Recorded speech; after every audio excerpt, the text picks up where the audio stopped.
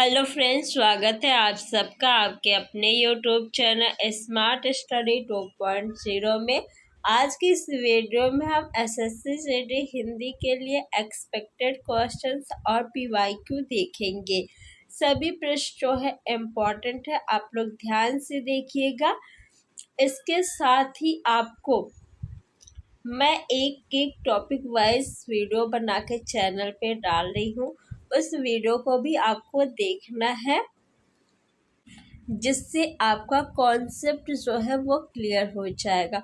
जब आपके concept clear रहेंगे तो आप एग्ज़ाम टाइम में क्वेश्चन के आंसर को सही से टिक कर पाएंगे। तो चलिए फ्रेंड्स, वीडियो को स्टार्ट करते हैं। निम्नलिखित वाक्य में रेखांकित शब्द के विलोम शब्द का प्रयोग करके रिक्त स्थान की पूर्ति कीजिए। रिक्त स्थान, बादल से वर्षा की संभावना कम ही होती है। स्याह बादल वर्षा के परिचायक हैं। स्याह मीन्स क्या होता है? काला, यानी काले बादल जो है वो वर्षा के परिचायक है। काला का विलोम शब्द आपको बताना है। तो क्या काला का विलोम शाम होता है? नहीं। अंधेरा होता है? नहीं। काला होता है? नहीं। काला का विलोम क्या होगा? सफेद होगा। क्या होगा? सफेद होगा। तो काले बादल जो है वो वर्षा के परिचायक है। सफेद बादल से वर्षा की संभावना कम ही होती है। ऑप्शन नंबर 4 आपका सही है। सुंदरी के लिए पर्याय शब्द निम्न में से क्या होगा?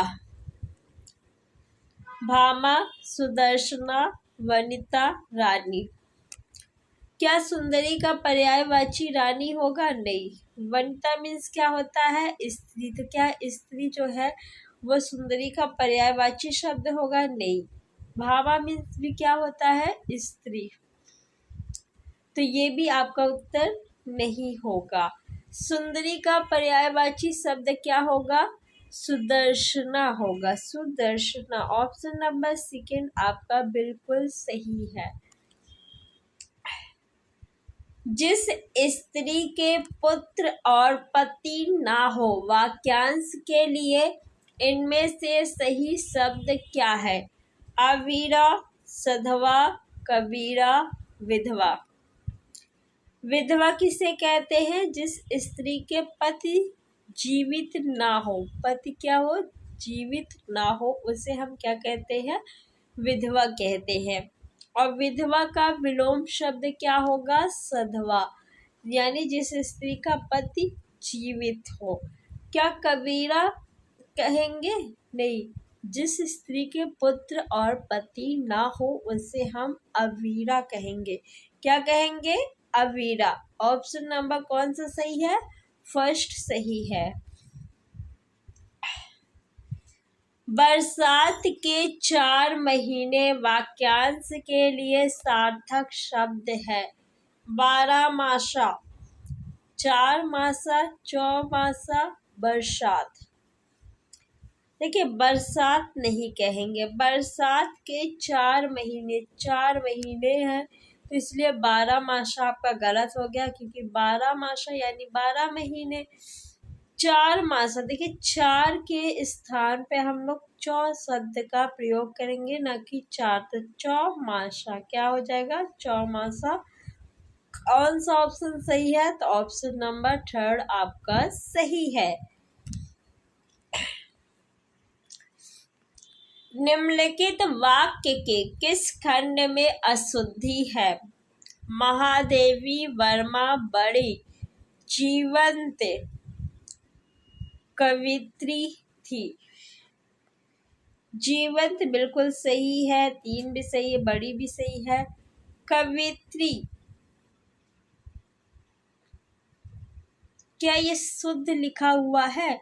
नहीं। इसकी शुद्ध वर्तनी क्या होगी? आपको पता है कि कवि का स्त्रीलिंग कवित्री होता है, जो कि आपका किस तरह लिखा जाता है? बताइए। तो इस तरह लिखा जाता है, ये सही है। ये आपसे लिंग में भी क्वेश्चन पूछा जा सकता है कि कवि का स्त्रीलिंग क्या होगा। वर्तनी में भी काफी ज्यादा पूछा जाता है कवित्री शब्द। तो कवित्री की शुद्ध वर्तनी आप लोग ध्यान दीजिएगा।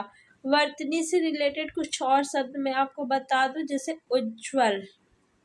उज्ज्वल उज्ज्वल में दोनों जो है आपका आधा होता है।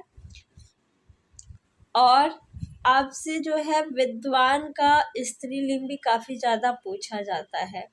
विद्वान का स्त्रीलिंग क्या होगा? विदुषी होगा। क्या होगा विद्वान का स्त्रीलिंग? विदुषी।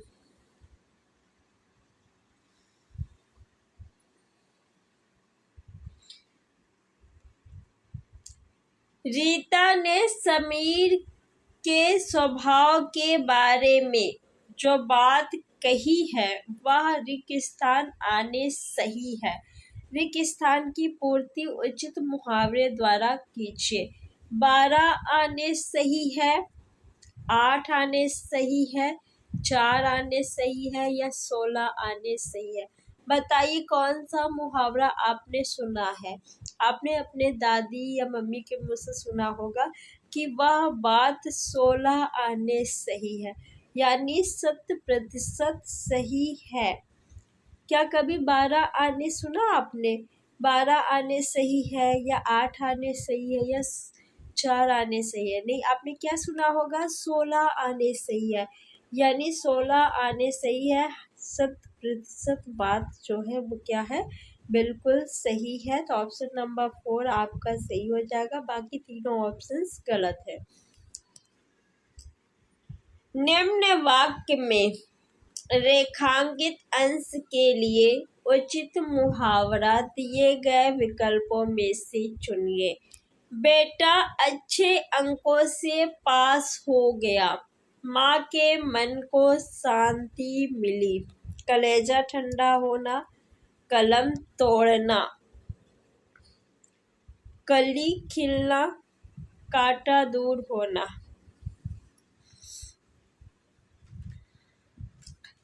कांटा दूर होना यानी रास्ते की रुकावट दूर होना, तो ये नहीं होगा। कली खिलना नहीं। कलम तोड़ना, बहुत सुंदर लिखना। जब कोई व्यक्ति बहुत सुंदर लिखता है तो लोग कहते हैं ना, देखो उसने तो कलम तोड़ दी। कलेजा ठंडा होना यानी मन को शांति मिलना। माँ के मन को शांति मिली यानी कलेजा ठंडा होना। ऑप्शन नंबर फर्स्ट आपका बिल्कुल सही है। जयेश ने खाना खाया। उपरोक्त वाक्य का अपूर्ण वर्तमान काल में रूपांतरण क्या होगा?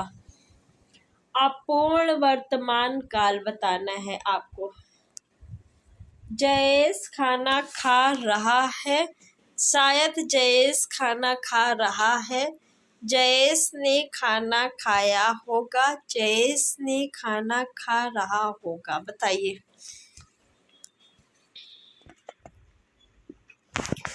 जयेश ने खाना खाया, इस वाक्य का आपको अपूर्ण वर्तमान काल में परिवर्तन करना है। शायद जयेश खाना खा रहा है, ये नहीं होगा क्योंकि शायद शब्द लग गया है। जयेश ने खाना खाया होगा, इसमें भी संदेह व्यक्त किया जा रहा है। जयेश ने खाना खाया रहा होगा, नहीं, जयेश खाना खा रहा है, ये आपका बिल्कुल सही है, अपूर्ण वर्तमान काल में है। निम्नलिखित में से शुद्ध वाक्य है। मोहन श्याम की अपेक्षा शिष्ट है, मोहन श्याम की अपेक्षा शिष्ट है, मोहन श्याम की अपेक्षा शिष्ट है, मोहन श्याम की अपेक्षा शिष्ट है। आपको बताना है कि किस वाक्य में शिष्ट बिल्कुल सही लिखा हुआ है। शिष्टर तो नहीं होगा। शिष्ट बताइए किस तरह लिखा जाता है। क्या थर्ड वाला ऑप्शन में जो शिष्ट है ये बिल्कुल सही है? नहीं। क्या सेकंड सही है? नहीं। ऑप्शन नंबर फर्स्ट जो है इसमें शिष्ट सही लिखा हुआ है, यानी ऑप्शन नंबर फर्स्ट आपका उत्तर होगा। नेक्स्ट, निम्नलिखित शब्दों में से कौन सा शब्द अनेकार्थी शब्द है, बताइए। मेढक, मुद्रा, बोरा, मोती। अनेकार्थी शब्द किसे कहते हैं? जिस शब्द के अनेक अर्थ हो उसे अनेकार्थी शब्द कहते हैं। मेढक का क्या कोई और अर्थ होता है, बताइए। नहीं, तो ये तो नहीं होगा। मोती में सिर्फ मोती होता है, बोरा सिर्फ बोरा होगा। मुद्रा, अगर आपसे पूछा जाए कि भारत की मुद्रा क्या है तो आप क्या बताएंगे? रुपया। भारत की मुद्रा क्या है? रुपया, यानी मुद्रा मीन्स रुपया होता है। सिक्का को भी हम लोग क्या कहते हैं? मुद्रा कहते हैं। सिक्का को भी क्या कहते हैं? मुद्रा। जैसे कहते हैं ना कि प्राचीन समय में सोने की मुद्रा चलती थी या चांदी की मुद्रा चलती थी, तो ये भी आपका क्या है? मुद्रा का अनेकार्थी शब्द। धन को भी हम लोग मुद्रा कहते हैं। अंगूठी को भी क्या कहते हैं? मुद्रा। अंगूठी भी होगा आपका मुद्रा का अनेकार्थी शब्द। और क्या होता है मुद्रा का अनेकार्थी शब्द? आकृति भी होता है। जैसे आप लोगों ने देखा होगा कि प्राचीन समय में जो आपकी गुफाएं मिली हैं उसमें चित्र अंकित हुए हैं, तो जो चित्र है उसमें हम लोग कहते हैं ना कि इसकी मुद्रा देखो, यानी किस आकार में वो खड़े हैं। मुद्रा मीन्स आकृति भी होता है। तो ऑप्शन नंबर सेकेंड आपका उत्तर है। निम्नलिखित वाक्यांश के लिए एक सार्थक शब्द क्या होगा जो इच्छा के अधीन है? आंशिक, अमानत, ऐच्छिक, आशातीत। आंशिक शब्द में कौन सा प्रत्यय लगा है अगर आपसे पूछा जाए तो आप क्या बताएंगे? अंश शब्द में एक प्रत्यय लग के आंशिक शब्द बना है। आंशिक क्या होगा? नहीं, आंशिक आपको पता है कि अंश यानी किसी भी चीज का छोटा सा भाग अंश कहलाता है, तो ये तो नहीं होगा। अमानत होगा? नहीं। ऐच्छिक यानी जो इच्छा के अधीन है। ऐच्छिक जो इच्छा के अधीन है, यानी आपकी जो इच्छा हो आप वो करिए। ऐच्छिक। ऑप्शन नंबर थर्ड सही है। आशातीत यानी आशा से अधिक, जिसने मान लीजिए जैसे आपका एग्ज़ाम एसएससी जीडी का है, आपने एग्ज़ाम दिया। अब एग्ज़ाम देने के बाद आपको लगता है कि आपके मात्र 18 नंबर आएंगे और आपके नंबर जो है 24, 25, 26 आ जाए, तो क्या होगा? ये आशातीत, यानी जितना आपने आशा किया था उससे अधिक नंबर आया है आपका। नेक्स्ट क्वेश्चन, कौन से विकल्प में क्रमशः आकर्मक सकर्मक क्रिया का सही युग्म दिया गया है? आकर्मक यानी जिसमें कर्म ना हो, सकर्मक यानी जिसमें कर्म हो। अब हम कैसे पहचानेंगे कि क्रिया जो है वो अकर्मक है या सकर्मक है? तो किसी भी क्रिया के पहले क्या, किससे, किसको,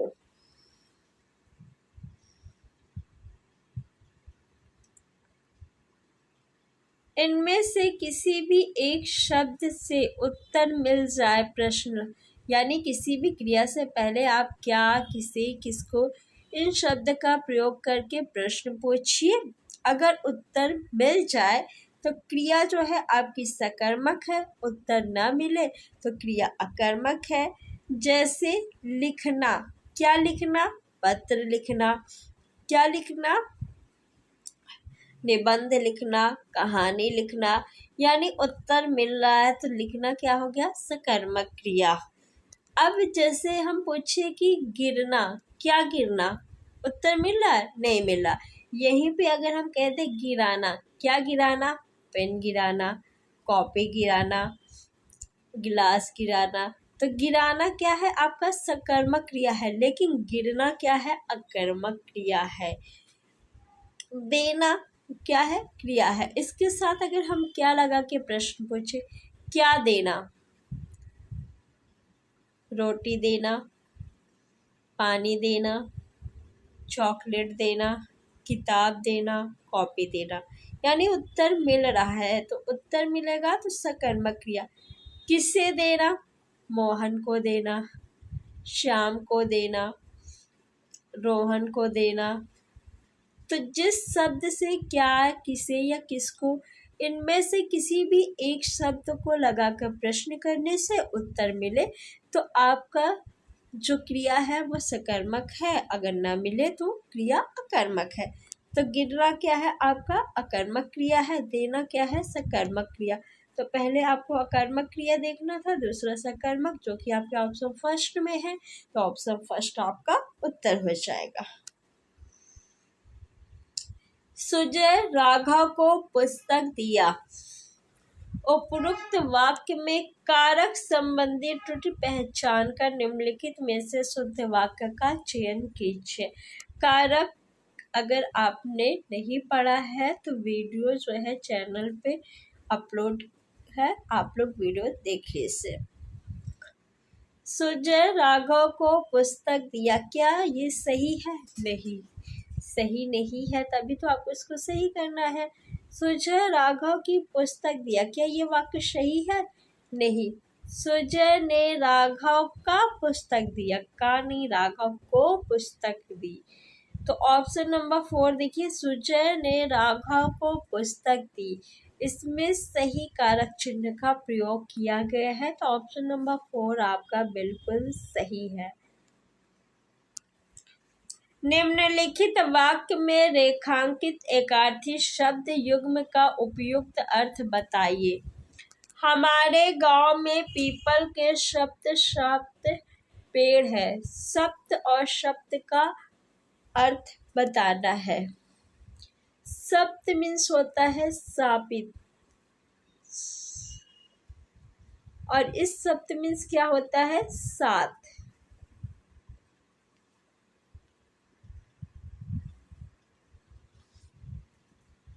तो कौन सा ऑप्शन सही होगा?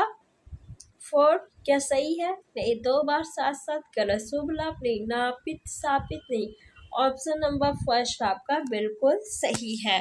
फ्रेंड्स, अगर अभी तक आपने वीडियो को लाइक नहीं किया है तो लाइक कर दीजिए, और चैनल पर नए हैं तो चैनल को सब्सक्राइब कर लीजिए, और इस वीडियो को ज़्यादा से ज़्यादा आप लोग शेयर करिए। आधुनिक लोग गोबर को कम महत्व देते हैं। उपरोक्त वाक्य में गोबर के बदले आप कौन सा पद प्रयोग करेंगे? कुसुम, अक्षत, तुलसी, गोमय। कुसुम का पर्यायवाची क्या होगा? फूल, पुष्प। तो ये आपका जो है फूल का पर्यायवाची है, ना कि गोबर का, तो ये गलत हो गया। अक्षत किसे कहते हैं? तो जिस अन्न का प्रयोग तिलक लगाने के लिए करते हैं उसे अक्षत कहा जाता है। आपको पता है कि चावल का प्रयोग हम लोग तिलक लगाने के लिए कहते हैं, तो चावल जो है आपका अक्षत कहलाता है। तुलसी को हम लोग औषधियों की रानी कहते हैं। क्यों कहते हैं? क्योंकि तुलसी के जड़ें, तना और पत्ती का प्रयोग हम औषधि के रूप में करते हैं, इसलिए तुलसी को औषधियों की रानी कहा जाता है। ये आपका गोबर का अर्थ नहीं देगा, तो ये नहीं होगा उत्तर। गोबर जो है ये तद्भव शब्द है। कैसा शब्द है गोबर? तद्भव शब्द है।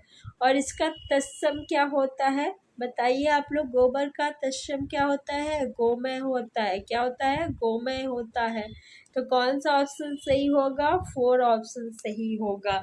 यानी आप लोग को तद्भव और तत्सम भी पढ़ना है। एसएससी जेईई ने हिंदी का सिलेबस अलग से टॉपिक वाइज नहीं बताया है। उसने कहा कि सामान्य हिंदी से प्रश्न पूछा जाएगा, तो ये प्रश्न आपके तद्भव और तत्सम से है। अब रिक्त स्थान दिया हुआ है, यानी गद्यांश दिया हुआ है जिसमें रिक्त स्थान है, आपको रिक्त स्थान की पूर्ति ऑप्शन से करना है। भारत कृषि प्रधान है, क्या है? क्षेत्र है। क्या भारत क्षेत्र है? नहीं।